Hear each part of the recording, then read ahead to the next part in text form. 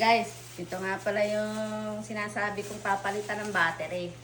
Ito, tatlo na to. Yan. Tapos, ito yung unang ginawa. Palpak. Baka gusto nyo magpagawa ng papalit ng battery. Ayan, oh. Tinanggal niya yung battery. At ito nangyari. Nasunog. Ito pa naman yung cellphone kong na-monetize ako.